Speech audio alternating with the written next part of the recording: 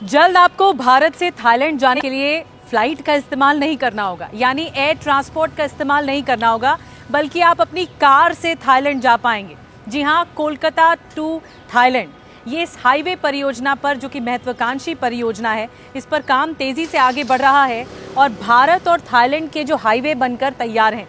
दरअसल आप इस परियोजना के बारे में जानते होंगे, ये त्रिपक्षीय सड़क परियोजना है, हाईवे परियोजना है। 1360 किलोमीटर लंबा ये हाईवे होगा, जो भारत के बाद म्यांमार और म्यांमार के बाद थाईलैंड कनेक्ट करेगा। और ये तीन देशों के लिए ये इम्पोर्टेंट है परियोजना, जिससे आसान हो पाएगा सफ़र। सड़क के ज़रिए आप म्यांमार जा सकेंगे, म्यांमार से थाईलैंड पहुंच सकेंगे। 1360 किलोमीटर लंबा ये रास्ता होगा, ये हाईवे होगा जिस पर काम किया जा रहा है। और ये कोलकाता से लेकर, इसका रूट कोलकाता से लेकर सीधा आपको थाईलैंड पहुंचाएगा, बैंकॉक पहुंचाएगा। अब मैं आपको बताती हूँ, दरअसल ये योजना अटल बिहारी वाजपेयी सरकार में सपना थी। अटल बिहारी वाजपेयी जो पूर्व प्रधानमंत्री रहे, उनका ये सपना था कि भारत से थाईलैंड तक की या बैंकॉक तक की यात्रा सड़क यातायात के जरिए हो पाए। 2002 में उन्होंने प्रस्ताव भी रखा था, आसियान देशों के बीच भी उन्होंने प्रस्ताव रखा था। हाल ही में जो जून में बिम्स्टेक देशों में जब म्यांमार और थाईलैंड के प्रतिनिधि आए थे, तो उनके सामने भी ये बताया गया, अपडेट दिया गया कि इस परियोजना पर जल्द से जल्द काम हो रहा है। अब आपको मैं बताती हूँ कि 2027 वो साल होगा जब ये परियोजना पूरी तरह से बनकर तैयार हो जाएगी।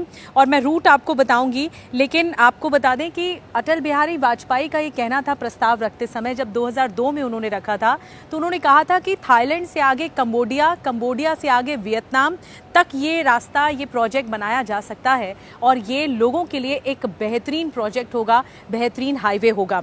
अब मैं आपको रूट बताती हूँ कि क्या होगा, कहाँ से शुरू होगा ये हाईवे और कहाँ जाकर ख़त्म होगा। तो शुरू होगा कोलकाता से शुरू होकर ये उत्तर में जाएगा सिलीगुड़ी के बाद फिर कूच बिहार जाएगा और वहाँ पर श्रीरामपुर सीमा है, वहाँ कनेक्ट करेगा।